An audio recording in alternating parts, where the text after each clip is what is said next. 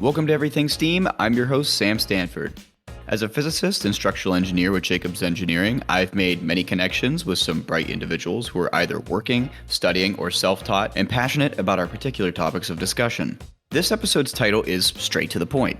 My guest stars and I will be discussing the Cambrian Explosion in as much detail as you can get in a podcast. We plan to cover the geologic timescale of this period, the significance, the causalities, and end products through the formation of some of the most bizarre and revolutionary organisms in the fossil record. Then we relax the belt a bit and discuss some of the common occurrences as a paleontologist and what it's like to be at a Cambrian dig site. And finally, we finish out with a perplexing discussion about one of the debate topics that plagues the scientific community: the debate between contingency and determinism as the mainstay driver of our theory of evolution. Now please, let me introduce my guest stars for the show, Brennan Martins and Trevor Rempert. Brennan is a third-year paleontology student at the University of Alberta and the director of the Vancouver Paleontological Society. He studies the lower to middle Cambrian fossils of British Columbia and has been an avid fossil collector since he was 5 years old. Brennan is currently working with the Cranbrook History Center on excavating and studying a lower Cambrian fossil site with rare soft body preservation.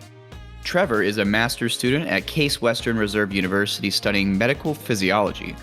Prior to his current education, he received his undergraduate degree at Northwestern University in biomedical engineering. And in addition to studying medicine, Trevor is an avid avocational paleontologist whose hobby has taken him all across the United States in search for fossils. His most recent project involves studying the biodiversity of mosasaurs in the late Cretaceous of Morocco, just prior to the KT extinction. So, now that you've been introduced to my guests and the topic of this podcast, we're going to head into the first segment where we will dive into the Cambrian Explosion and geologic time.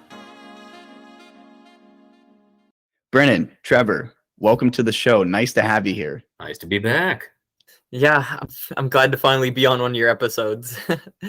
Yeah. Well, Trevor, I guess I should have started with this, but Trevor was on one of our podcasts, and if you want to learn or just hear more of Trevor, you can go check out Earth's Mass Extinctions. I think that was our 13th episode, so that was about a year ago. We're on this. I think this is scheduled to be episode 33. I know I'm going to regret saying this, but I think it's episode 33. No, 32. Yes. So Brennan, also, yes, it's very great to have you on the show. Been meaning to get you on the show for a while, so this is wonderful. Honored. Oh my goodness. We're also doing your fans some fan service here as well. So happy to have you guys on. So today, well, more importantly for this first segment, we're going to kind of run like a precursor for the geologic time frame that we want to discuss, also setting up the geologic time frame to where we want to discuss.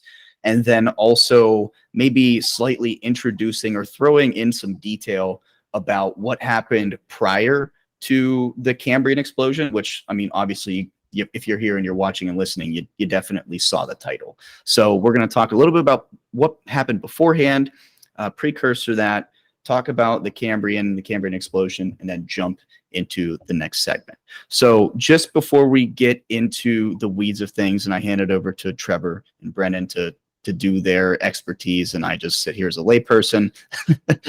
I'm just going to quickly run through the geologic timescale from 1,000-foot overview. That way, everybody's on the same page. So the Earth is about 4.5 to 4.6 billion years old. And the first, we kind of classify things in different time frames, and the biggest one that we use is eons. Am I right by saying that? Eons. Yes. So the first eon is like about a billion years. It's 4.5, 4.6 to about 3.7. That's called the Hadean eon. This is a really chaotic time on Earth. This is the coalescence after the how do I want to say it, the mass disk that we get from after the supernovae event, and you're getting the Earth forming. It's very hot.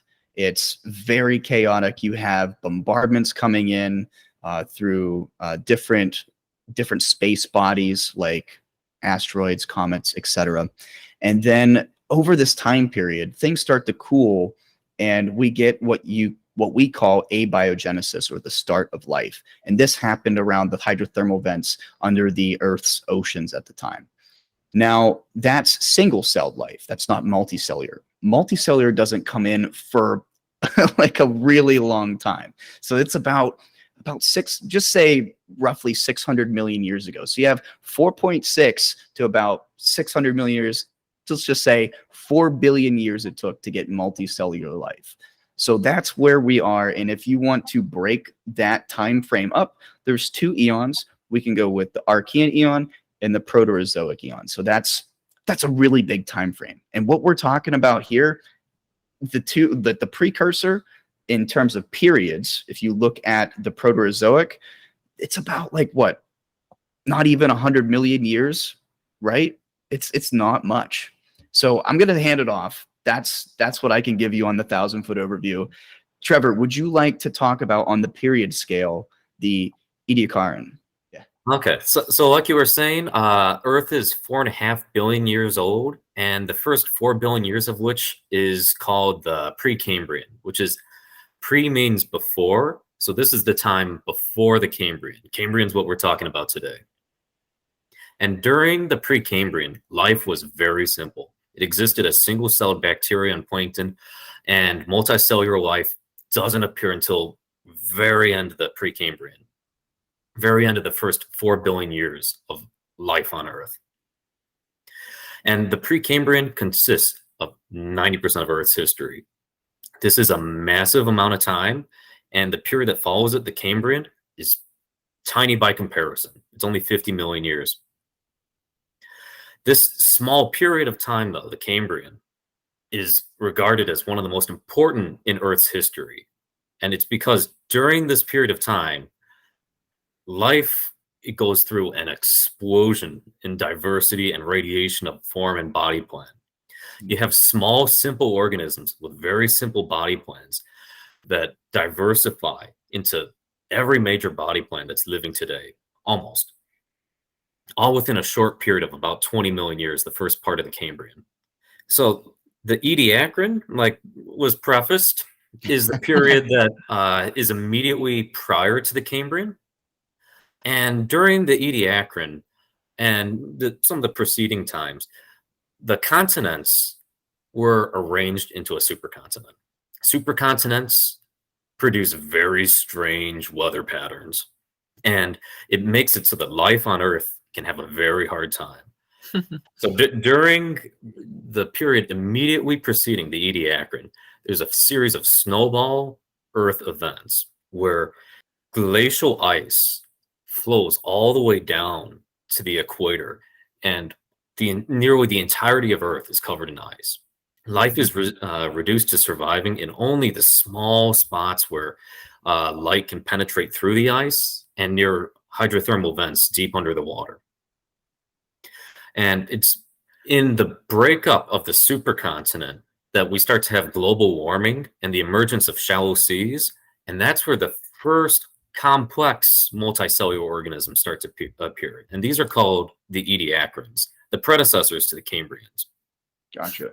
Oh, by the way, I just wanted to throw in there that is the cryogeny and glaciation, that period of time. So just so if anybody wanted to look that up, they have a name for it. Yeah, that was a really weird time.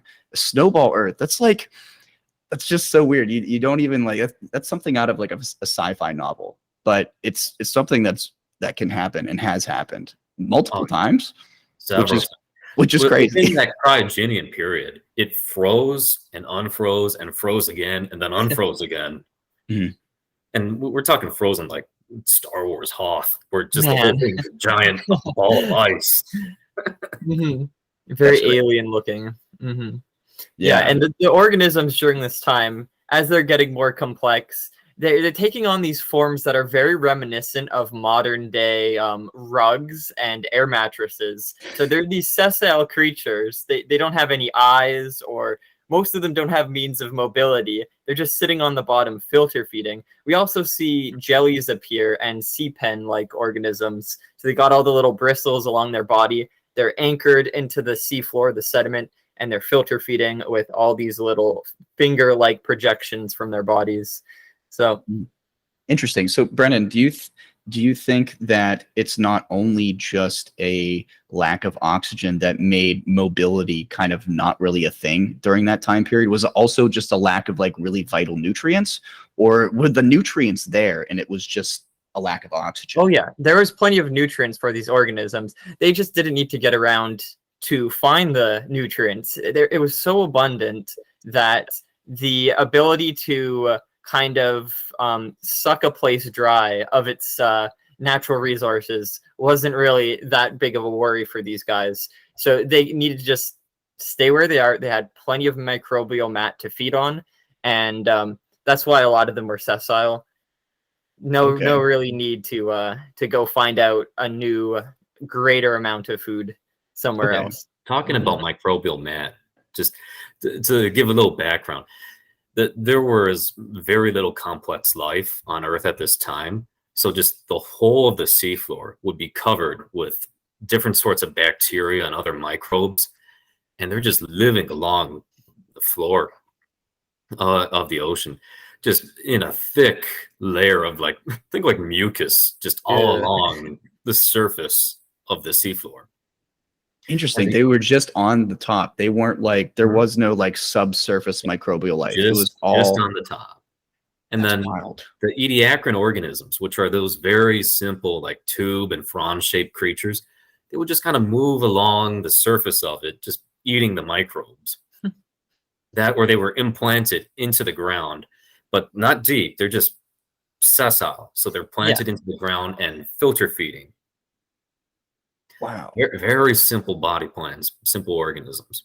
It's such a cool tale too. Like a Snowball Earth event created this type of complex, in a sense, not as complex as we'd like to say, life that then led to such an immense explosion.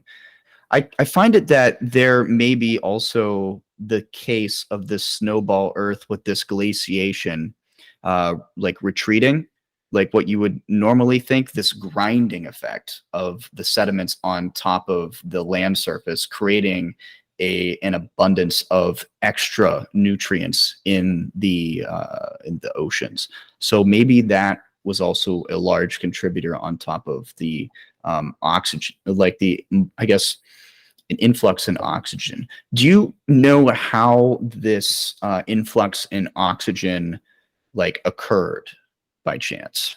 It makes sense that the ice receding allows more light into the ocean for these algae colonies to produce more oxygen, especially in the microbial mat as well. You get greater amounts of diversity as there's more algae. It's at the bottom of the food chain, like modern day grass, right? And so all these bacteria are feeding on these colonies, and they're becoming more diverse, and then these are being eaten by the rather more complex biota of the time, the Ediacarans. So that probably contributed to a lot of the higher levels of oxygen in the water. That's what I'm going off of. What was it? I want to say 1.8 million years ago. Or much earlier, like 3.7 billion years ago. That's when cyanobacteria first evolved. And they're the photosynthetic ones that they take energy from the light of the sun, use it to produce oxygen. And this very gradually builds up into appreciable levels of oxygen in the ocean.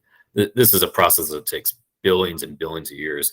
And it's only from that 3.7 billion years ago up to that around 600 million years ago that there's such an appreciable level of oxygen in the oceans and atmosphere that it can start to be used by organisms for creation of complex body parts. Yeah. 2 notes to that. First of all, they don't really care to produce oxygen. Like for us, cyanobacteria is still around today. They could give, excuse my French, they could give 2 shits about giving you oxygen, but they do. And that's just a byproduct of them trying to try to produce ATP. So that's their main focus. But then there's here's all this oxygen for you. The second one is that there's a really interesting maybe parallel to present day to what was around at that time, is that these microbial mats they're not like they're not like at the bottom of like the Mariana Trench. Like it would be more like the shallow seas, kind of like representing a coral reef, you know, where you have all of this like all these organisms kind of in and around these microbial mats, just like how you would have on a coral reef today. Maybe that's a good parallel for people that are watching and listening can kind of like grasp onto. So yeah, do we want to talk any more before we head into commercial break, or do we want to just hit like a quick synopsis and then let's beat the cart and go? I feel like we wrapped up pretty good. Sweet. Okay, so quick synopsis again: geologic time. There's 3 eons before where we get to where we want to talk about with the Cambrian explosion: the Hadean, the Archean, and the Proterozoic. That's all pre-Cambrian. So that's a really long time. That's like 4 billion years of time. That's inconceivable to the layperson. But it's really interesting how long single-celled life was around and then turned into multicellular life, almost like that. Beautiful, beautiful sequence. The Ediacaran, I got it this time. The Ediacaran was the precursor period to the Cambrian period. Both put together about like 100 to 120 million years. Both are about 60 million years. I'm just gonna throw rough bald numbers out there. Sorry, I'm an engineer. But it's a really, really small time in the geologic time scale, but it is so crucial and so wild. It has brought some really interesting features that are still being that are, I keep saying precursor, I hate that word, but like it's literally like the precursor to what is here today. It's what was the attributes that were brought on then are here now, and we can see that. And I can't wait to get into that. So when we come back from this commercial break, we're going to talk about more of the hows and why to where we got to the Cambrian explosion. And then we're going to talk a little bit more about what those niches are. So stick around. We're back from commercial break, and this is segment 2. Like I said before we went into commercial, this is going to be primarily about why and how the Cambrian explosion happened. And then also we're going to get into some of the organisms and the niches that are within the Cambrian explosion. Pretty wild. I'm excited for it. So I'm going to hand it off to Trevor, no further ado. And he's going to run through some of the things that have been shown that have possibly caused and or have worked together to cause the Cambrian explosion. So Trevor, you got the floor, man. All right. So the Cambrian was a time of evolutionary experimentation, and that's where we start to see the first appearance of calcified hard parts, flexible limbs and eyes, predation and defense.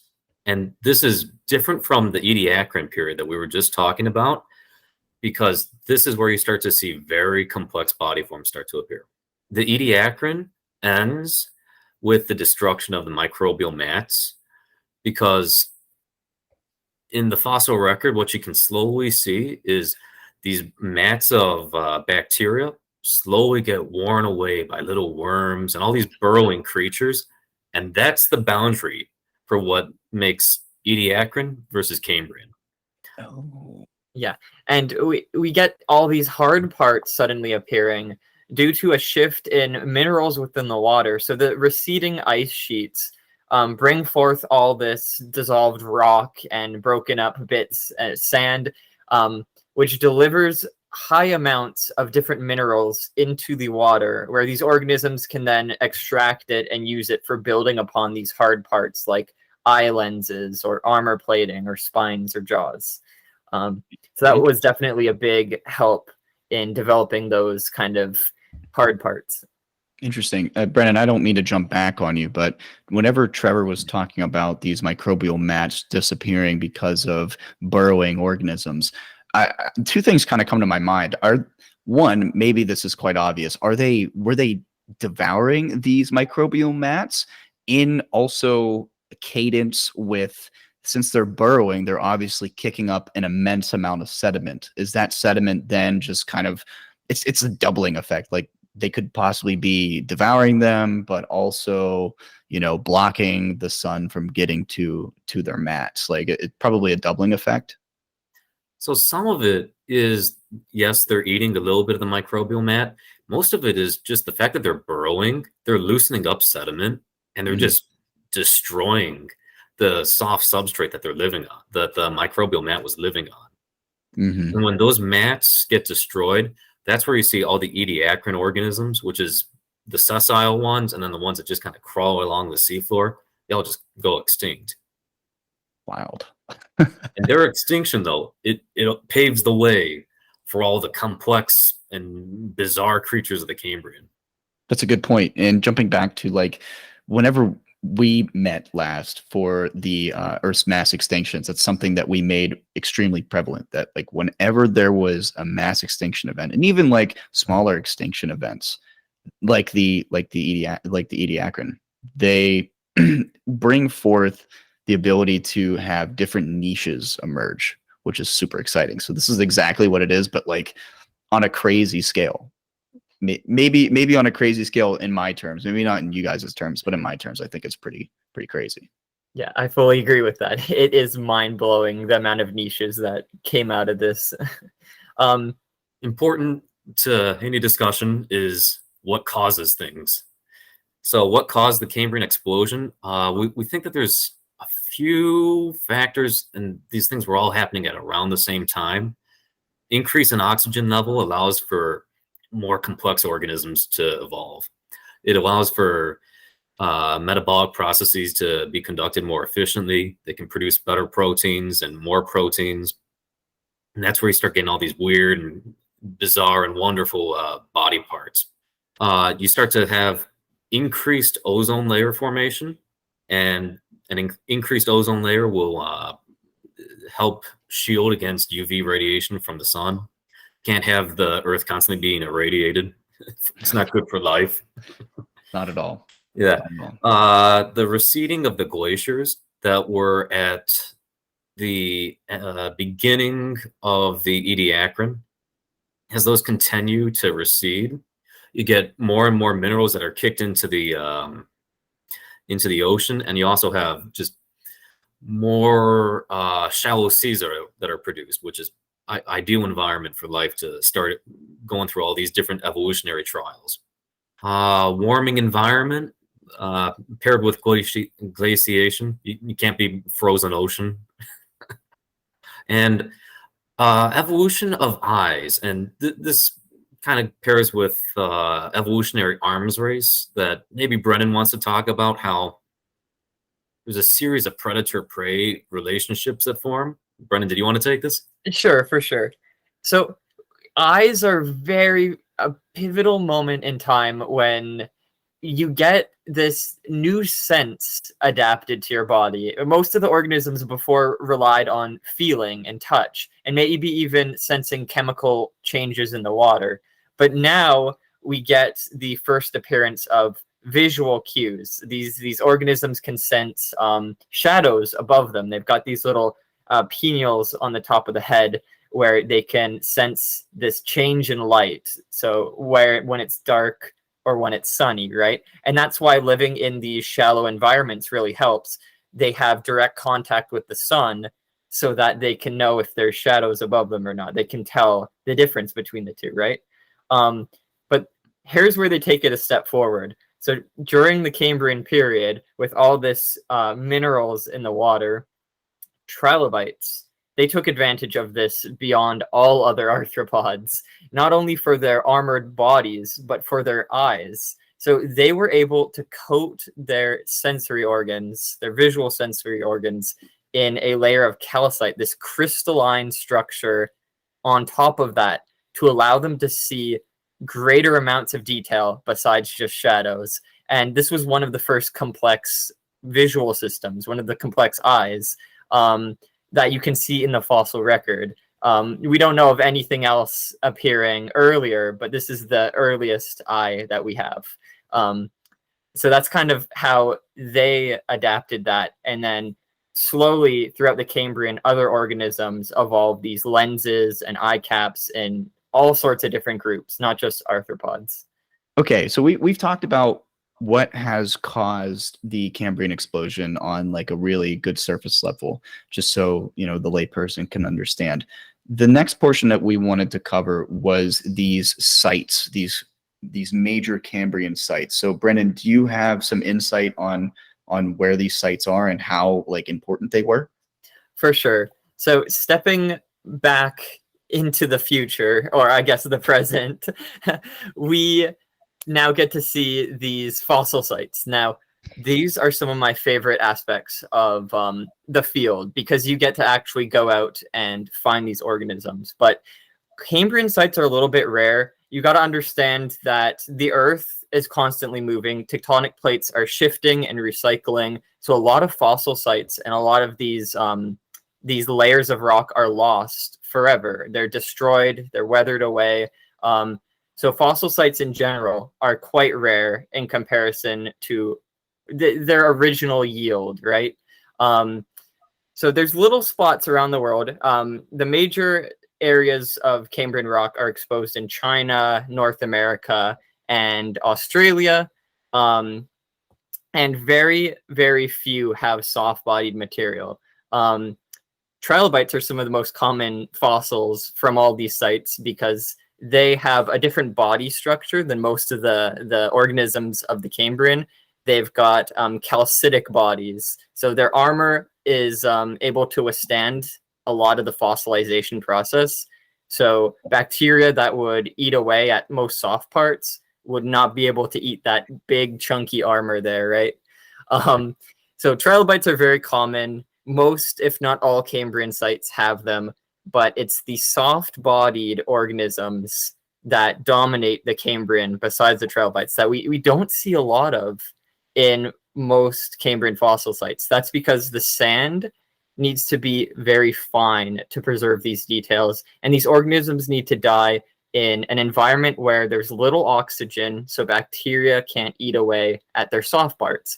So that's why there's very few sites where we can find soft preservation. One of the most notable is here in Canada, where I live, the Burgess Shale, which is in the Rocky Mountains, Yoho National Park. So that's on the border of British Columbia and Alberta. So it's high up in the mountains. This layer has been pushed up from tectonic activity and mountain building to be at this high elevation. But this is one of the most famous fossil sites because this preservation of soft-bodied organisms is beyond anything we've ever seen. This is a very rare event where these organisms were living on the bottom of a sea cliff. And during the Cambrian period, there's no coral. So corals make up a lot of structure on sea cliffs, and they prevent the mud and sediment and sand from falling off the sea cliffs during events like earthquakes, right? So we've got no structure to the sediment. So every time some natural disaster happens, all the sediment from the top of this sea cliff would fall off and down onto the seafloor below. And all these communities of sponges and worms and arthropods would be instantly buried. There's no chance for bacteria to eat away at them. And this fine sediment preserves them perfectly. So this rare event in time has been captured in a layer of rock that is also a rare occurrence to be preserved in time. So it's like winning the lottery, this fossil site. And there's other occurrences of soft body preservation. There's the Shenzhen in China, which is very similar to the Burgess Shale. We see these soft-bodied organisms. They preferably fell into a more anoxic environment, so low oxygen levels, where they could also have their organs and tissues preserved as well. And there's more common fossil sites down in the United States. We see in Utah, it is like trilobite heaven. There are so many trilobite beds down there. If you're a fossil collector watching this, you've heard of all of those localities. But the Utah fossil sites take place a little bit after the Burgess Shale. The Burgess Shale is 508 million years old, if I can recall. And the ones in Utah are a little bit younger, yes. And the site in China, the Xinjiang, takes place before the Burgess Shale. So we see a little bit of overlap of species, as well as some older species that went extinct or might be just regional variation. There's a really cool fossil site in British Columbia. It's near the Burgess Shale. It's in a little town called Cranbrook, and it has some very nice soft-bodied preservation, almost similar to the Burgess Shale. That's a site that I work on. Most of my research takes place in that locality, so you'll hear me ramble about that at the end, but that's another great place to find Cambrian rock. So we've got it scattered here and there across the globe, little sites. My understanding to this is that there are two forms, at least two ways that you can get soft body preservation. It's these natural occurrences of like what you said. It's like these one-off events where you have like earthquakes or whatever that create this immediate, literally burial of these organisms, stationary and mobile. Now, one that kind of makes me go aha a little bit is maybe these deoxygenized areas, like where it doesn't have enough dissolved oxygen in an area. And that makes me think that that's more of a site where you would see immobile, maybe like your sponges, rather than mobile, because deoxygenized areas don't typically like happen that fast. And my thought process to that would be, because of the breakup of Panotia, you're having different circulations of sea current. So that's where you end up getting these areas that had sponges at one time, but then ended up dying out because there was just a lack of dissolved oxygen being spread from the changing of the oceanic currents. And maybe there's more to it. Do you have anything to add to that? I'm not sure. Maybe that is perfect. That is perfect. Like a lot of these Cambrian sites, like in Utah, where you see the trilobites, you also get a lot of algae and sponges, right? So a lot of them are either being pushed into a more anoxic environment, or they're being stuck in an area that becomes anoxic. So that's a great way for fossils to preserve, especially like the mobile and immobile organisms. Oh, good point. Yeah. Not even just the currents, it's also pooling, where you have differences. Yeah, they end up getting segregated from other bodies of water. Oh, nice. Yeah. So that's where you can trap the mobile organisms. Exactly. Like in shallow waters too. Yeah. Yeah, we're not out here being tetrapods for another couple 100 million years. So yeah. But yeah, okay, that's really cool. Do you have anything else to add, Trevor, or do we want to jump into? I know we just kind of threw a bunch on to Brennan. He went for like a rant there for a little bit, but so maybe do you want to preface the Cambrian organisms, Trevor, and then Brennan, we can let you go to town, because that's your wheelhouse, man. For sure. Sure. Okay. So just there's many different bizarre and weird looking organisms that appear very quickly in the fossil record. You get groups like the arthropods, which are the the ancestors of many modern day insect groups. You get the chordates, the ancestors of anything that's got a vertebra. Brachiopods appear, sponges, worms, mollusks, and echinoderms.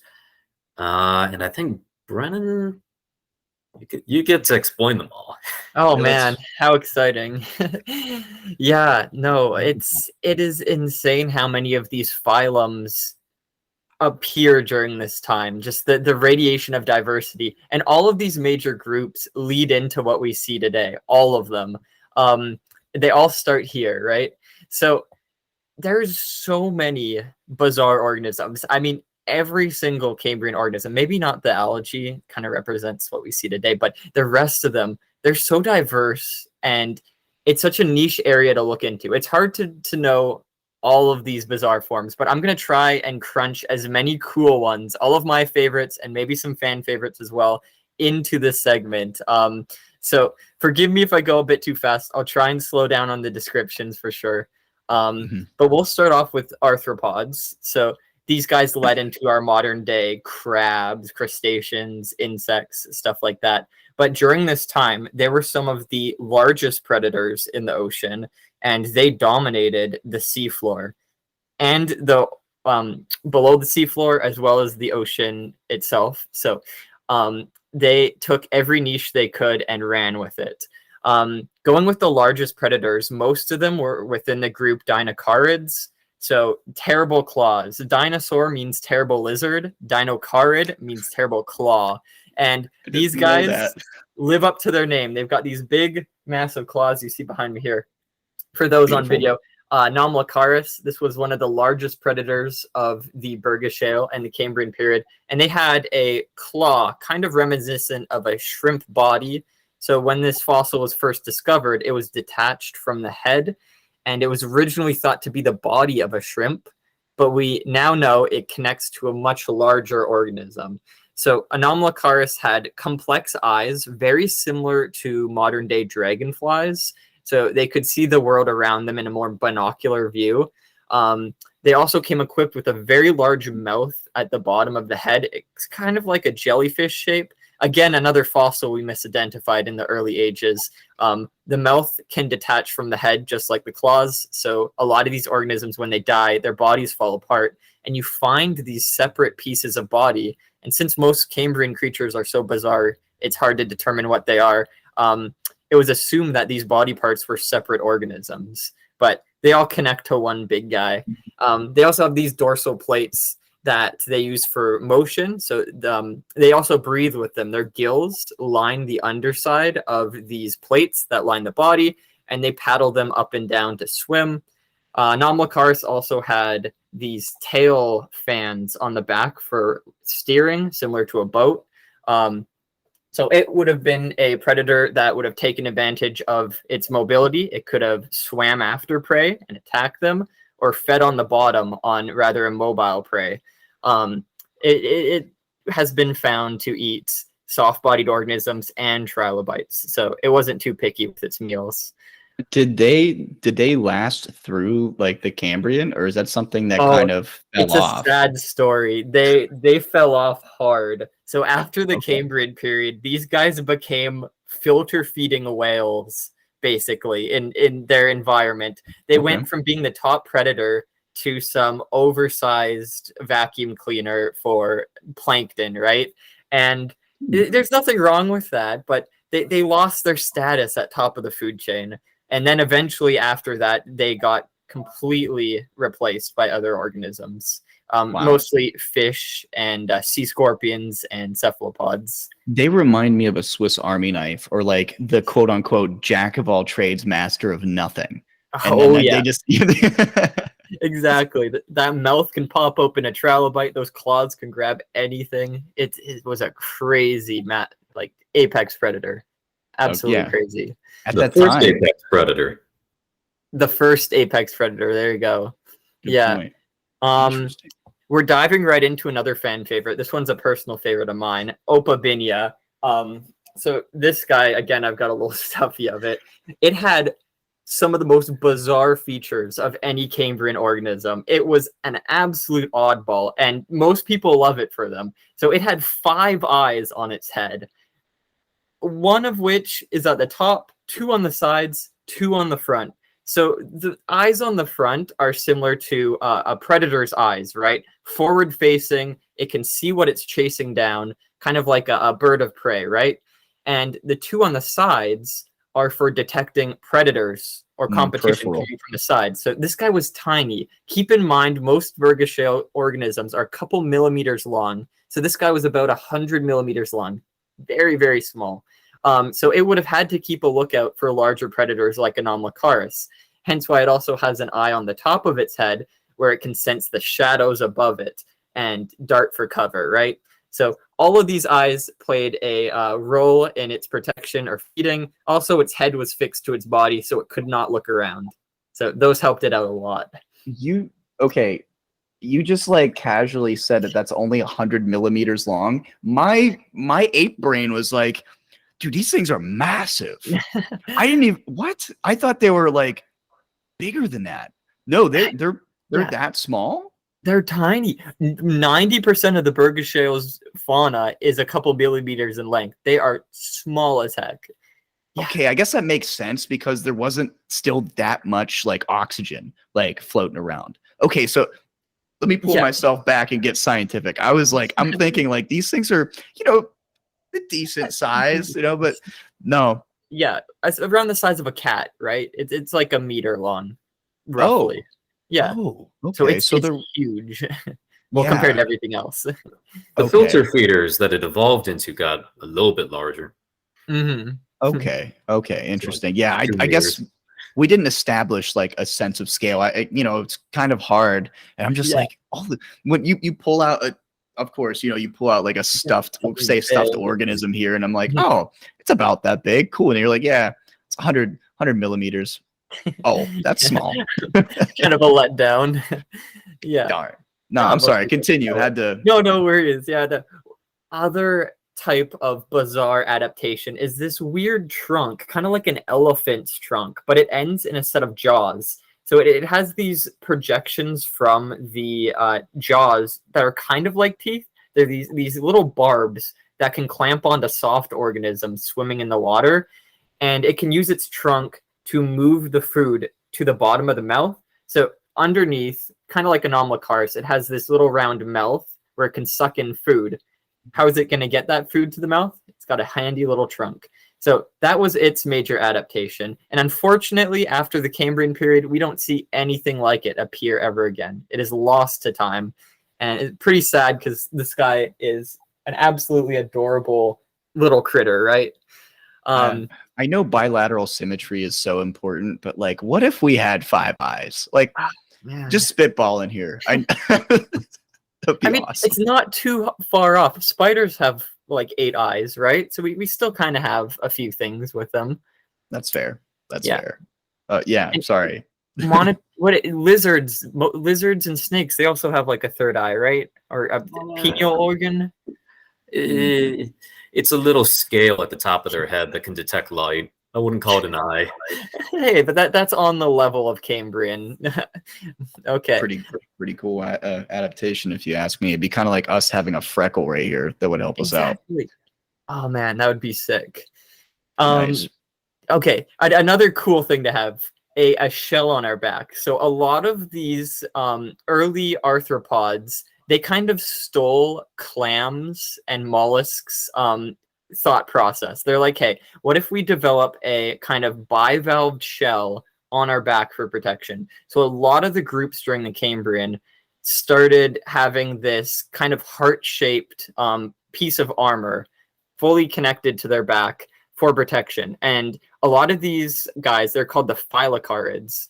So you would see kind of like a helmet mixed with a turtle shell, right? So these critters could hide within this sheet of armor from larger creatures, but a lot of them were not really predators. They would swim around in the water column going after algae. They'd crawl on the bottom looking for worms or decaying matter, and they'd use these armored shells for protection. So one of my favorites, I know I say everything's my favorite, is Tazoia. So Tazoia is this boxy arthropod in a shell that kind of resembles alligator skin. So it's got this crisscross honeycomb scaling on the shell, which would have helped the shell kind of withstand pressure. So the honeycomb pattern was like a structural support to these crushing organisms like Anomalocaris. So that was its major innovation to defend against predation. It also had spines. A lot of phyllocarids just had plain smooth shells. Tazoia took it a step further and added little spikes. They may have been for decoration, but most likely for warding off these predators. Hey, don't attack me. I've got spines, right?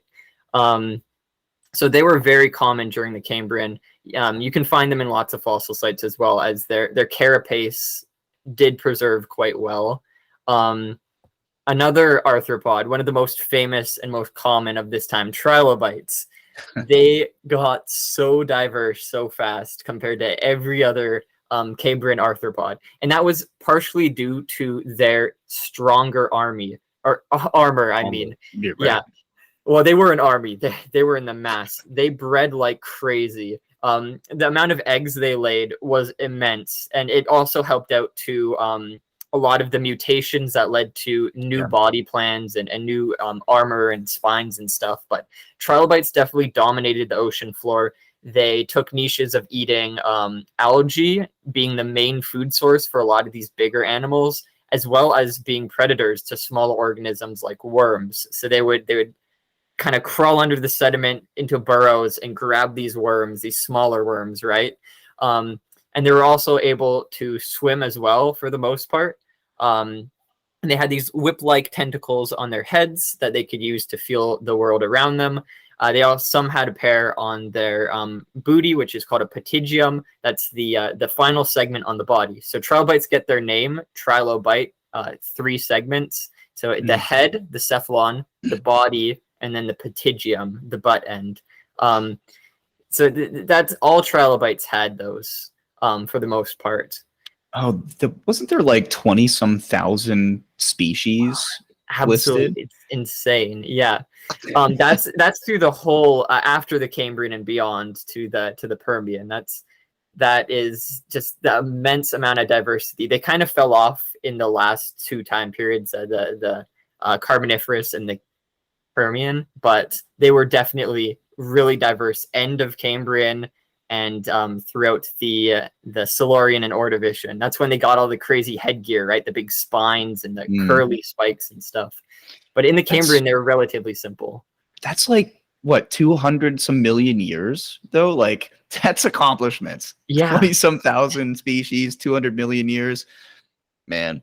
Yeah, you compare it to T-Rex. T-Rex only been around for 2 million years, right? The trilobites... Only a couple 100,000 years. Humans. Oh yeah, okay. I forget about the humans. Yeah,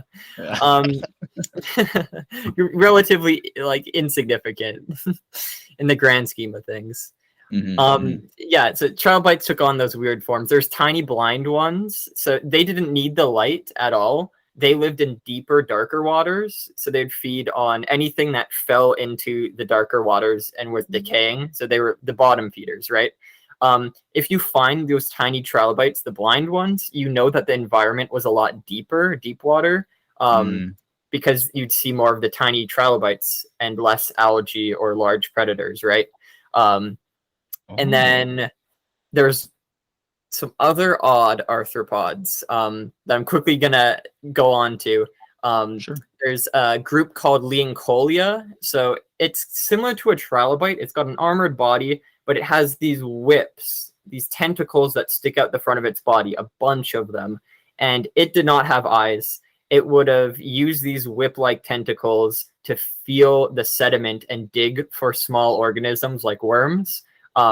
So these whip-like tentacles were its major advantage in rummaging through the sediment to look for other organisms to eat. Think like a mantis shrimp for Leoncolia. Yeah. That's a great comparison. Mantis shrimp for sure. And moving on to worms. So they're eating these worms, right? Worms were not the bottom of the food chain. Okay. Worms were some of the most crazy organisms at this time for their size. So think of Dune, the giant sandworms from Dune. So these little organisms in the Cambrian are going about their life on the seafloor, and suddenly the sediment opens up below them, and this massive beast of a worm comes out with a vacuum-like head, and it sucks everything up around it, including all these little organisms, right? So these worms were massive. Some of them could reach around 1 meter in length, and they would live under the substrate, waiting for their chance to strike at anything that passes above them. And they were fierce looking. They had spikes that rimmed their head just in case any large predator wants to take a bite out of them. So they were fully protected against anything larger, but they were definitely the top of the food chain when it came to the sediment livers, right? Brennan, where are you getting these pillows? I'm just Oh my god, I have my sources. Yeah, there's Etsy, there's eBay. Lots of niche sellers have these crazy things. That's wild. You're just pulling out all of these plushes of different Cambrian. Yeah, I made sure to come prepared, that's for sure. That's awesome. Yeah, no, lots of diversity in them. So a lot of the worms fossilize with their gut contents, so we can get a sense of what they're eating. So we can see that there's little trilobites in there. There's little cone shells. There's little arthropod body parts. That's a great thing about the Cambrian critters, is when they get preserved, you can see everything inside of them if they're preserved right. It really helps us understand the nervous systems and early gut tracts of these organisms, and basically where our internal body systems came from, right? Wow. So these big predatory worms, they were patrolling the seafloor. But we also get a smaller group of worms that took their body plan a step further and evolved multiple sets of legs. So lobopods are the legged worms. And these guys would have used these multiple pairs of legs, kind of like a caterpillar, to hook onto, say, sponges and feed on them, or use the sponges as an anchor to grab particles out of the water. One of the most famous worms of the Bergishau, or lobopods rather, is Hallucigenia. So when this guy was discovered, they believed that they were hallucinating when they saw it. They've got this weird worm with spines on its back and all these little legs dangling off of it, right? So originally, though, this guy was thought to be upside down. He would have walked on these spines, kind of like stilts on the sediment, and had all these fleshy limbs to grab food out of the water column. But we now know the limbs were for the walking and the spines were for protection, right? And this fossil usually preserved with this big black blob on one side of it. And it was originally interpreted to be a head. So it would have had this large bulbous head, right? That's what they were thinking. Later studies showed these blobs that formed at the end of the fossils were actually the gut contents being forced out of the creature and preserved alongside of it. So this bulby head was not a part of the worm. It actually had a very long neck with a small head at the end of it, with two little eye spots too. So this guy looked adorable. If anyone gets a chance, look up Hallucigenia. It is a cute little organism. The reconstructions are adorable. The figures don't do it justice. But yeah, they were dwelling around. I'm sad they're not around today. The closest thing we have are velvet worms, which are now terrestrial, and they squirt a type of goo on their predator or prey item to catch it, right? We don't know if the Cambrian variety did that. Wow, that's super interesting. How there was that many like types of worms, but they were so spread out. Like they're not. Whenever you say worms, you don't think of worms that have spikes and limbs. Exactly. There's swimming worms too. So bristle worms. These guys had hairs, kind of like a mammal hair, that would coat their limbs, and they would use that to swim through the water column. So they were completely mobile, out of the substrate, right? So they took over all niches as well, which is pretty wicked. Interesting. Going to a little bit less interesting topic, sponges. So sponges are still around today in their basic forms. We view them as kind of like a prehistoric animal because they don't move around. They filter feed. They pump water through their body, and they're full of these holes. So when the water goes into the body cavity through a massive hole at the top, it is pumped out the sides. And when it's pumped out these little holes, they have cilia, these little tailed cells that collect food particles, and that's how they eat. So they're a big colony of microorganisms, right? They were the primary reef builders at the time. We didn't have any corals or polyps or stuff like that. So a lot of the seafloor, whenever there's a cluster of shells or rocks, sponges would anchor and form this kind of community. So that would make up what we'd see as today would be coral reefs, right? So all these organisms would live in and amongst the sponges and the algae of the time. And we get tall varieties. There's Leptomitis, which is like a meter long, the tallest sponge of the Bergishau. They were like skyscrapers. And we had sponges that would protect themselves from these worms. So like there's a type of worm called Ischia. It had basically kind of like Hallucigenia without spikes. It had these big, strong legs to cling on to these sponges. And it had these two pairs of limbs, kind of like arms, that had spines on it. And it would use that to tear up the sponge and force it into this round mouth at the front of the head. And sponges, they're sessile. They stand there and do nothing. So a lot of them evolved massive spines, kind of like a porcupine, to kind of deter these lobopods from feeding on them. So sponges were also getting in on the spiny action as well. Oh, interesting. yeah. This is just a random off-topic, maybe, well, it's on-topic question. So there's a lot of defense mechanisms that are being brought up. Is there any like chemical defense mechanisms, like where an organism creates some sort of chemical that like wards off prey? Or is that something that happens maybe further down the line? We actually have no clue. This is something that doesn't preserve in the fossil record. We don't have any traces of these chemicals that would have worn off predator or prey, but we can assume that they most likely had it, as a lot of modern day relatives, these more simple forms, have it. So it wouldn't be too far off that these creatures were using these unseen sort of mechanisms for defense, right? But we just we don't get it fossilized, so it's hard to say. That's fair. Maybe also I might want to maybe just preface this for later. I'm not sure if we're going to get into this. I think we are.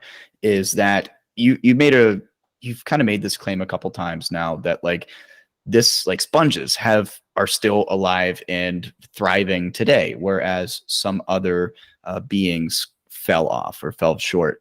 And a lot of people go, aha, evolution isn't real, because these things, die off or they're still here today. They didn't evolve. That's not the case. They do evolve. They do bring in new species and new things, but there's also like a speed variation to evolution, and it's a lot of the times brought about with niching and environmental pressures. So like if a certain species of sponge, also it has to do with genetic randomness. There's a lot at play. Let's just say it's a lot. You can't just make something extremely binary like that. So a lot of these sponges have filled a niche, and there's not extreme environmental pressures that are pushing it to create, or not, I guess you don't create, but like have mutations that take different forms. That is perfect. No, we don't see a lot of change in them because there's not really anything trying to take their place in the environment, right? There's nothing like sponges that can take a sponge's place. Besides coral, of course, but sponges are deep water, coral are shallow water, right? So they kind of found their two little balance. Yeah, absolutely. I don't know. I figured we were going to talk about that later, but I just wanted to emphasize and also preface our talk for later before you like forget, right? Yeah, absolutely. Okay, sorry. Continue. You want to talk about mollusks now? I think that's the next thing that we wanted to touch on. Yeah, mollusks were kind of interesting during this time because a lot of them took a similar shape to what we'd probably see today. So there is a group called hyoliths. So they're cone-shelled bottom dwellers. Let me just grab this guy. So they're kind of like an ice cream cone on their side, right? So these guys would have had a slug-like organism living in this shell, slowly cruising along the bottom, looking for food. But they were tiny. They're like 10 millimeters long, like absolutely minuscule. These guys had an interesting defense mechanism. So they had these spines. They're a little floppy on here, but these spines that stick out the sides of where the animal would leave the shell, right? So they had these backward-facing barbs that would help them stay out of other organisms' digestive tracts. So when these guys tried to get, when they were getting eaten or swallowed by worms or other arthropods, these spines that hook backwards would get stuck on the mouths, so the shell couldn't be sucked up, right? That was their little defense mechanism. They also had a hood that they could close their shell so that things couldn't suck them out of it. So they're perfectly armored in this little cocoon of a body, right? Nice. Yeah, and they would later give rise to snails and squid and octopus and whatnot. But at this time, they're minuscule little cone dwellers. We also see a very early relative of squid appear. So this guy is called Nectocaris, and it had 2 tentacles. It looked exactly like a squid. It's got its body It's got the fleshy fins on the two sides. It even has this jet propulsion system where it could suck up water and shoot it out of a jet to go really fast to escape prey. But it only had 2 tentacles, and of course those tentacles most likely were used to grab prey out of the water and eat them. And it may have had these 2 eyes on the sides of the head for detecting other larger predators. So we see early squid appear at this time too, not just snails. And there's a very interesting unranked clade called Wawaxia. So this one's another fan favorite. If you guys lovers of the Burgess Shale, you would know this guy for sure. It is a armored sea slug completely covered in scales. So the whole body had these reptile-like scales coating it, except for the bottom. And it has this little mouth that it would use to kind of rasp up algae and microorganisms or decaying bodies from the seafloor and the sediment, right? But they also were adorned with these massive spikes, about 7 on each side. And these spines would have been to deter large predators like Anomalocaris, hence why they're facing upwards. Some people believe it may have been able to shoot them out and regrow them. There's nothing to prove that, but they were definitely a really cool organism that we don't really see much alive today like it. It's like a porcupine. Yeah, like a porcupine, exactly. That, you know, they're just out there trying to make it even cooler than what it already is. Like, I can shoot it like quills. Exactly. No, they're testing out all these niches. We don't see them around today because other organisms found a better way of doing things and outcompeted them for their food source, right? So this guy would have been really slow, and his way of feeding was definitely really slow. His armor would have slowed it down, and that's why we don't see anything like it in later time periods. We see more mobile bottom feeders. We tried. We failed. That really is it. Oh, poor guys. That's an unfortunate fate of most Cambrian organisms, but at a time of experimentation, not a time of lasting. Absolutely. This brings us to our very important phylum, the Chordates, Important our to earliest ancestor. Yes. So these guys had a little rod going down their back, a notochord, which would eventually develop into backbones. And they would have had this fleshy muscle blocks called myometers running along the body. And they would have used that to propel themselves through the water. That's that fish-like movement, right? So we get to see a very bizarre creature called Pacaya. It almost resembles an eel in shape, or maybe a tadpole or a lamprey. So it has this kind of fleshy fin that runs the length of its back and the dorsal part of its body. It has these 2 antennae on the top of the head for sensing stuff, and it would have fed with bristles, kind of like a toothbrush on its mouth. So this fine comb for filtering sediments as well as small microorganisms out of the water column. And it may have had 2 very simple eyes. Interesting. Yeah, it's kind of bug-like, but it does have the notochord and the muscle blocks. In other fossil sites like China, we see a more developed fish-like appearance, like Hycoichthyes, which has kind of dorsal fin now, as well as a more defined tail fin. It would have had gill slits running along the neck and more developed eyes, right? Now, these organisms didn't have jaws or bones. They would have just had an open hole mouth for sucking, hence why they needed that filter feeding system on the front. But these would have given rise to the fish that you'd see in later time periods, and then eventually everything.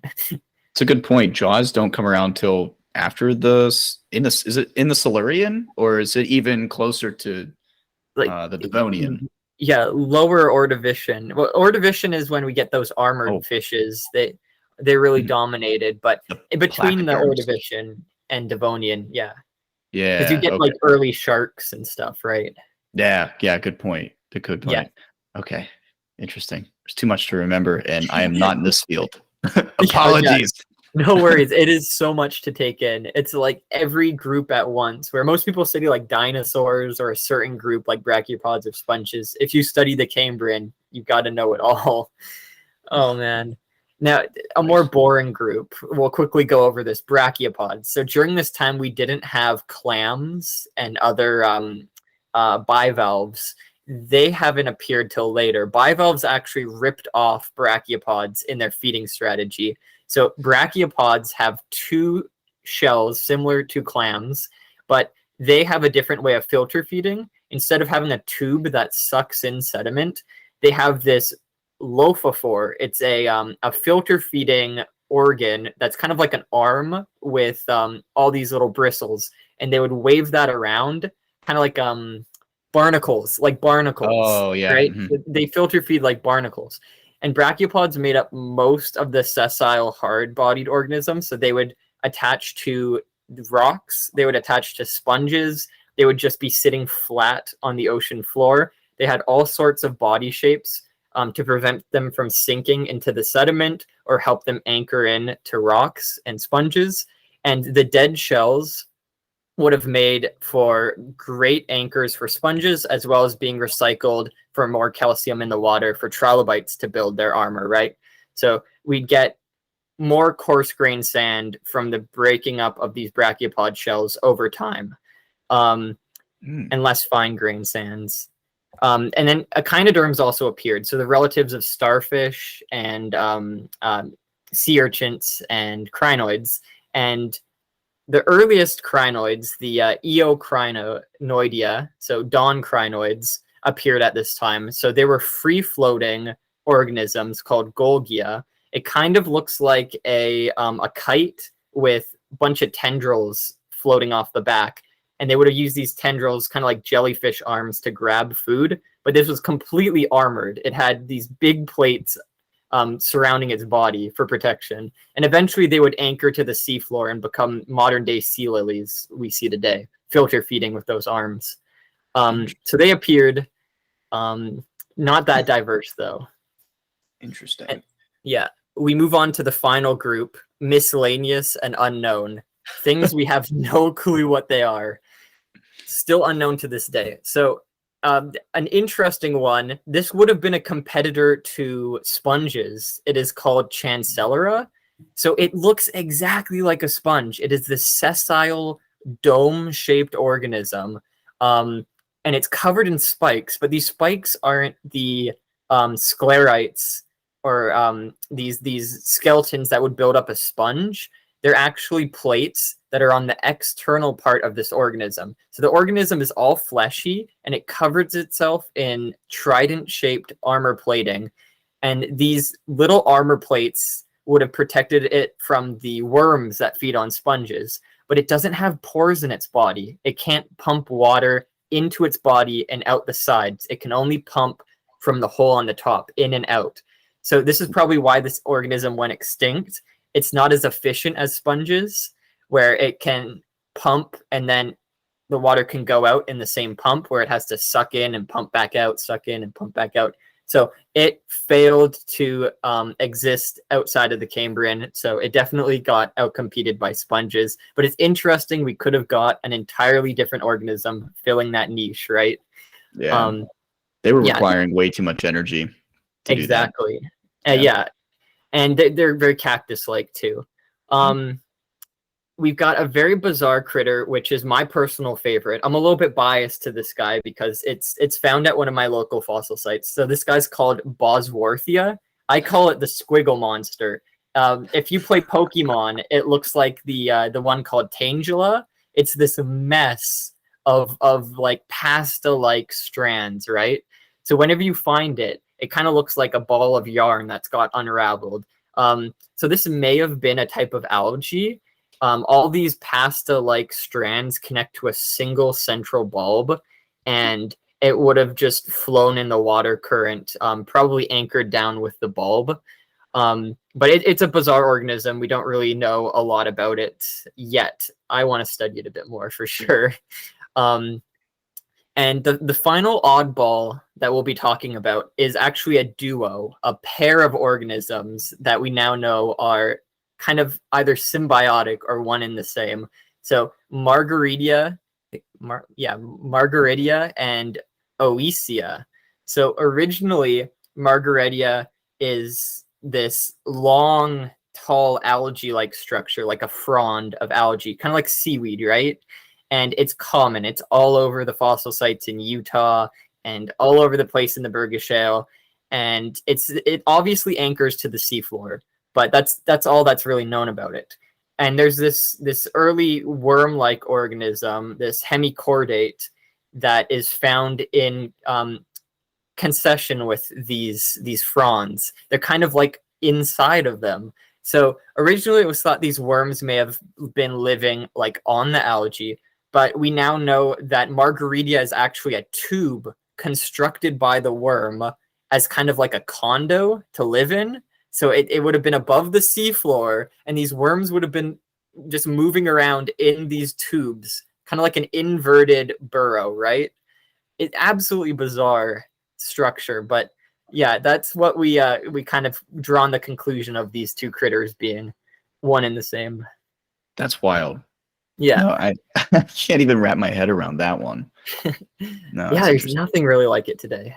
It seems like, and even from my short understanding of the Ediacaran, it seems like that most things now are, other than sponges, are becoming bilaterally symmetric. Whereas from my understanding from the Ediacaran is that a lot of things were, I'm going to mislabel this, but trisymmetric and then like quadra symmetric. Their body plans were extremely different, but this led to this explosion had a lot of bilateral symmetry in it. Yeah, a lot of the bilateral symmetry allows for movement in a certain direction, whereas that pentaradial, quadraradial, triradial, or just straight up radial symmetry, it doesn't allow for a lot of direction when it comes to movement. Some of those organisms, they can go up and down or float in the water column, but they never had a reason to go anywhere, right? So that's why we see the shift from that radial symmetry to the more bilateral symmetry. It allows for the greater mobility for sure. Beautiful. When we come back from our final commercial break, we're going to be talking about the digging in the Cambrian rocks, and then we're going to get into a discussion of a little bit about evolution, and I'm pretty excited about that, so stick around. This is segment 3 of the Cambrian Explosion, and we're going to start off this segment talking about the point of view, the paleo point of view in the Cambrian rocks. So how they go about collecting these fossils. And I'm gonna give it to Brennan because he's pretty much the expert on this, at least out of the three of us. So Brennan, take it away. Really stealing the show. Thank you. So yeah, we'll be digging into some Cambrian rocks. A lot of these sites are quite high in elevation. I've learned from experience, some of them require quite a lot of hiking and leg strength. So the Burgess Shale, for example, is about a 6-hour vertical hike. It is absolutely insane on the legs, but the views are worth it for sure. The Burgess Shale is this dense gray shale. It is very fine grains, but that also makes it a little bit harder to split because they're so compressed together. A lot of the time, the original workers of the site would use massive pickaxes, sledgehammers, and various other very large power tools to get blocks of the exposure out. So at a fossil site, a lot of the times you're looking for an exposure of rock, usually like a rock face or a cliff where you can visibly see the layers. Yeah, an outcrop of this shale. There is a scree slope usually at the bottom of this embankment. So a scree slope is all the loose shale that has come off from higher up or the face itself and tumbled down the side, forming this pile of rock. Usually paleontologists don't use that material as you lose the position of where the fossil came from, what layer it would have been in. And so that kind of information is also lost. But this is like heaven to fossil collectors because you don't need to break any rock. It's all just sitting right there for you. So scree slopes are amazing for collectors. The Burgess Shale itself is like one big scree slope. You've got this shale loosely coming off all the way down the mountain. So when you're hiking up to the site, you do a bunch of switchbacks through this sort of landslide of shale, and you find all sorts of fossils in there.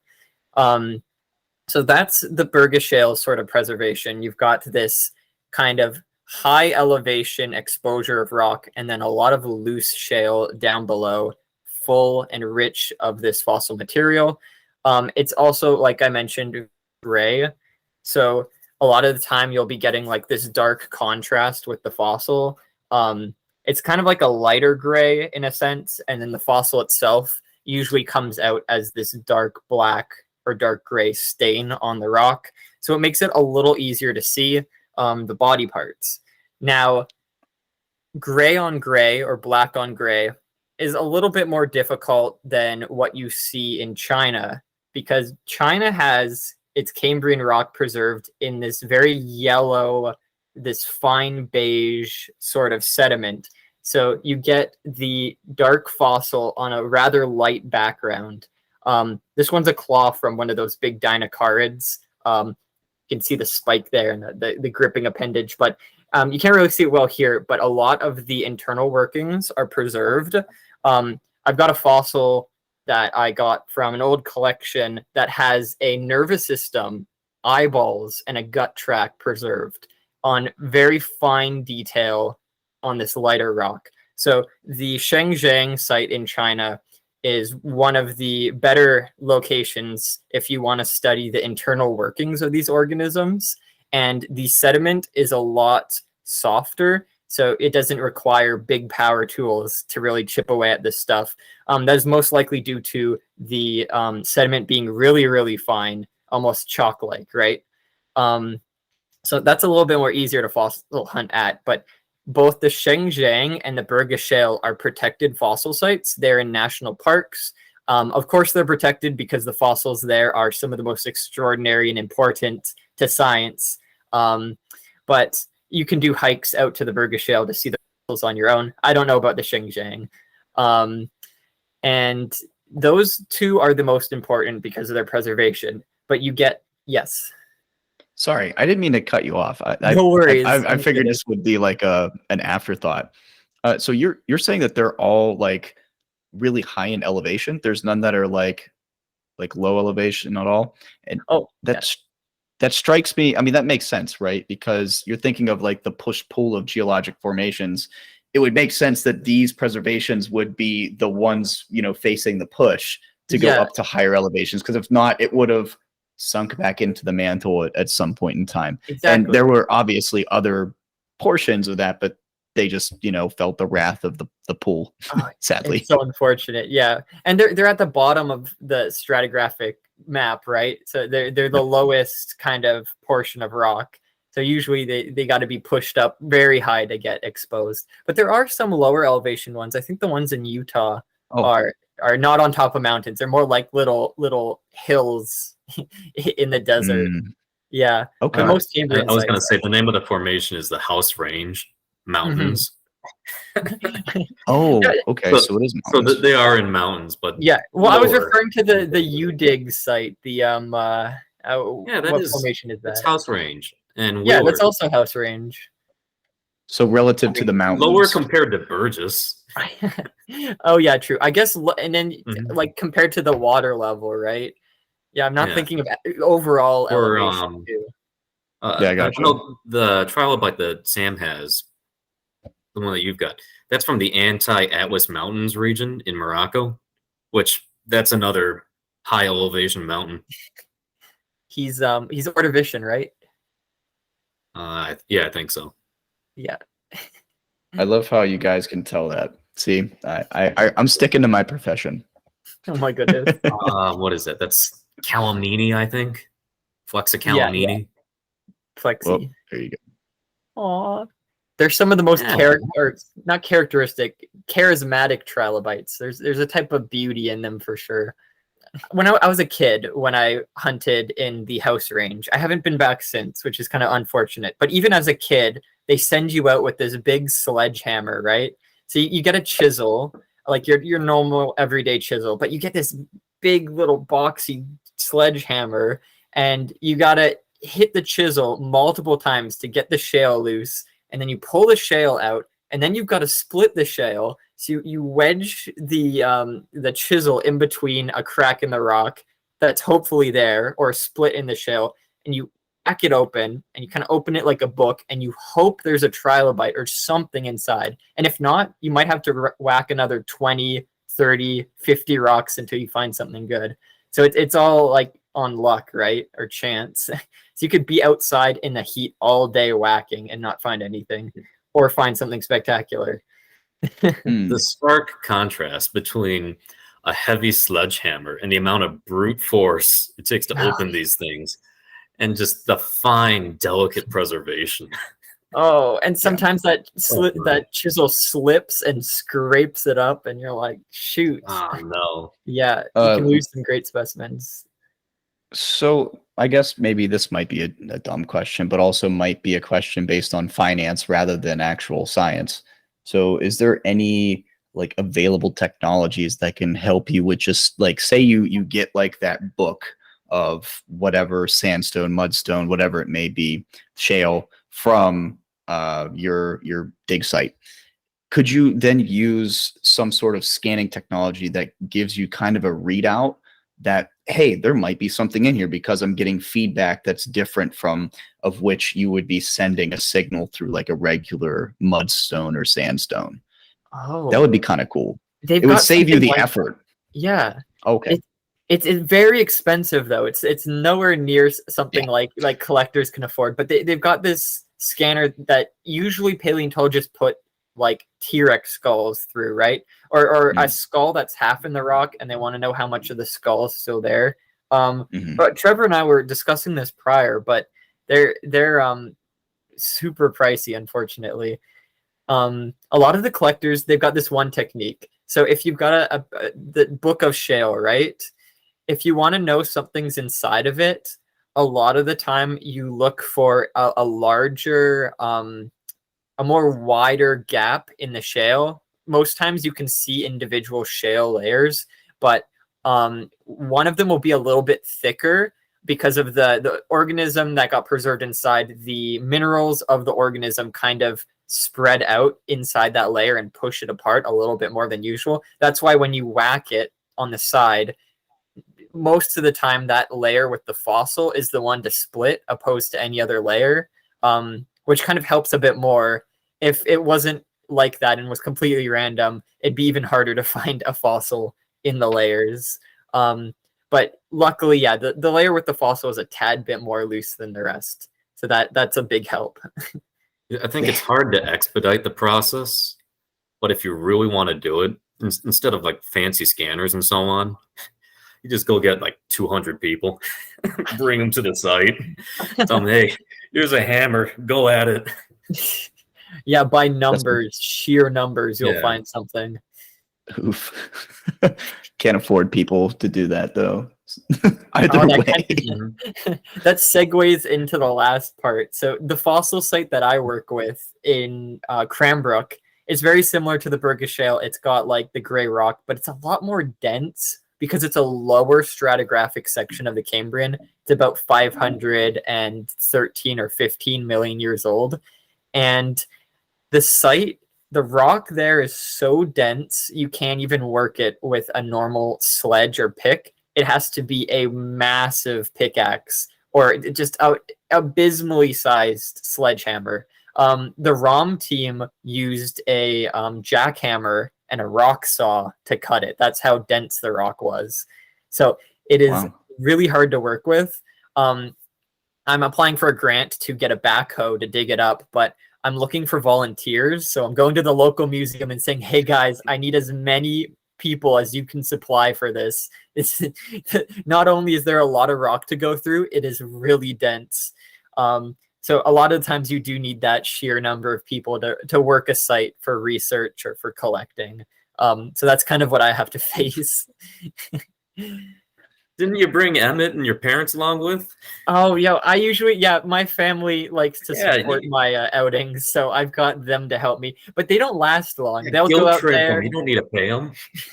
Yeah, they'll go out there and they'll hammer away, and then they'll call it a day when they get tired. And I'm out there all day, absolutely sweating my booty off, right? But I think the incentive is you get to find fossils, right? I think that's really what draws people in. And hey, maybe I'll let the volunteers keep a specimen or two that is just a head or a body, not significant. Little souvenir. But I'm hoping, because I might have to rely on grant money to fund this, like, fully. That's the volunteer. It's free volunteer. Yeah. Oof. So it'll be fun. That's next summer. It's the cost of being the collector. There's a lot more involved than just the exciting like aspect of just finding a fossil. Yeah. Way more goes into it. Right. So the last portion we've reserved for Trevor, because this is a very interesting topic that I want to hear his take on. So Trevor, do you want to talk about contingency versus determinism? Sure. Okay. Polarizing. Yeah. So one of the big takeaways with the Cambrian period is that it shows life's first experimentation with complex life. You saw all those bizarre and crazy organisms that Brennan talked about, and it really, when you put it all together, it looks like a really alien planet, sort of prehistoric ocean. The emergence of so many forms so quickly has sometimes been challenged. People will occasionally even go so far as to say, like, oh, this disproves evolution, because it looks like you've got this wide diversity of life emerging from seemingly nothing. And over the course of many years of just research and collecting and documenting and studying sites, we've been able to backfill, and that's where we've been able to study and find out about the Ediacaran organisms that preceded the Cambrians and the slow, steady pace that evolution has taken. So the Cambrian offers a very unique and brief window into the origin of multicellular life. And if you're philosophical, you can start to get into the question of what would happen if life had proceeded slightly differently. So the paleontologist Stephen Jay Gould very famously said, if you were to wind back time and let life play out again, random occurrences would cause drastically different changes that would affect the final outcome. And this is summarizing the contingency versus determinism debate, which is that contingency is one side that argues that outcomes are sensitive to seemingly inconsequential events that can fundamentally change the future. So like anything, like some random event, like, for example, an asteroid hitting the Earth caused a tremendously different future that led to the rise of mammals. Whereas had the asteroid not hit the Earth, I mean, maybe there would still be dinosaurs around. I mean, non-avian. Yeah. Whereas the other side of the debate is determinism, which says that lineages under pressure will always kind of converge on the same phenotype. So no matter what, maybe the steps are a little different, but you'll always kind of arrive at something that kind of resembles an intelligent human apes sort of thing, where no matter how many random things happen, you always kind of end up towards the same outcome. And determinism has sometimes been conflated with what's called judgment of worth, where the ideology kind of has grown out of the idea that humans are in a superior placement to the rest of the animal kingdom, that no matter what, you're always going to, no matter how many crazy occurrences happen in history, you're always going to end up with something is similar to humans in outcome. And many paleontologists, with Stephen Gould in particular being one of the main voices in favor of it. He argues that we need to step back, be a little bit more modest in our views of ourselves, and realize that we're just the product of a random process. That evolution is just it's mutation, combination, recombination, natural selection, and genetic drift, and that any series of random events could have produced a wildly different outcome for the future of Earth. And when you look at the Cambrian, had anything differently happened in these early stages of life, we could have seen vastly different outcomes for what life could have ended up as. Let's say if the early chordates were to go extinct, who knows what could have possibly evolved from that? You wouldn't get tetrapods, you'd get something wildly different. Maybe the arthropods would have become dominant on the planet. So it really gets to this is a little sappy, but for the Darwin quote, from so simple a beginning, endless forms are most beautiful and wonderful, have been and are constantly evolving. It really gets towards our placement in the vast span of life, and our understanding of ourselves is greatly influenced by our study of small things, insignificant things like the Cambrian period. I also want to add to that, because if you look at it on a statistical standpoint, you think about the only time that we have seen or witnessed anything as being fictional is Homo sapiens. And that only occurred with our best understanding 70, 60,000 years ago. Mm-hmm. Statistically speaking, with all of the species that have been on Earth, let's just say from the Cambrian explosion to today, have not needed such a mutation. That is literally a like 0.0000 some percent chance that you need fiction. You do not need fiction. The ability, sorry, let me back up. The ability to take in information, store it, and then predict what's going to happen, to you. That's pretty much fiction. Nowhere else is that needed to survive, to be an apex predator, to be just something that survives. Sharks don't need it. They've been here through all 5 mass extinctions. Same with the horseshoe crab. There's so many species that have not needed that and have been extremely successful. Take, for example, the trilobites, 23,000 species over 200 million years. Homo sapiens have been here for 200,000. From my standpoint, it comes from a lack of understanding and a lot of egotism. That's my overarching opinion. Yeah, wind the clock back. It could be so different in so many ways. You could wind the clock back 8 million years ago, and Homo sapiens might not be here. It could be that, like, let's say the Neanderthals somehow, even with their big bone structures and their large brains, became capable of housing such abilities of fictionizing. But there's no way of knowing that. And there's no way that we can compare. It's like the parallel universe theory. You can't grab intrinsic data to make such claim. Outside of that, it's extremely outlandish. Yeah. Any random event could produce such a crazily different outcome. Absolutely. When humans are when hominins are first evolving, something as simple as like just a single volcano going off, that could have wiped us out. Yeah. Or the Ice Age, right? It had just like one glacier gone further south and caused who knows what. You get a butterfly effect of just like, oh, this causes this. And now who knows what species is around and what goes extinct. Yeah. This convergence stuff, might be something based on our interpretation through our lens of things, but most of it is based on genetic mutation, randomness, and environmental pressures.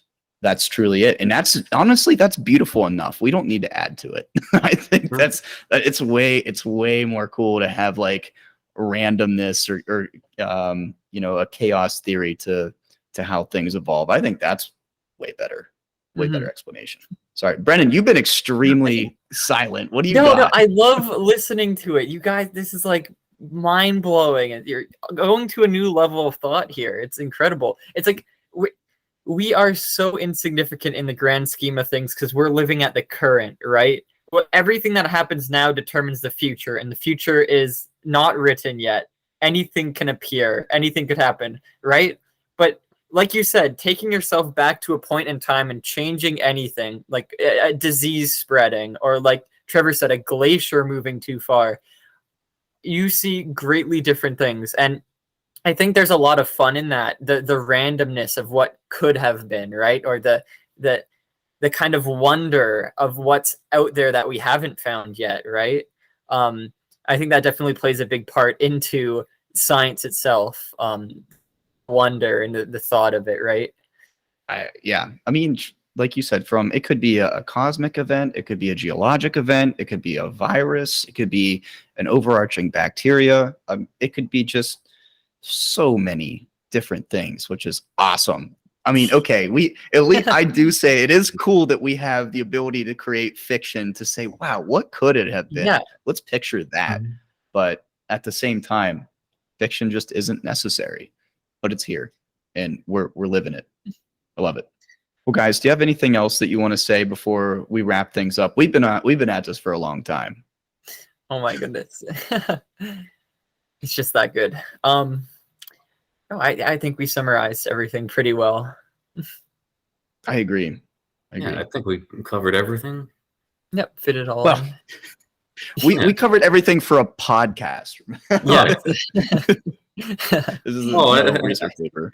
Brennan, pull out your cards. Let's go for the next couple hours. No. every single Cambrian creature. Yeah, I've got 70 here, 70 here. Let's go. Yeah.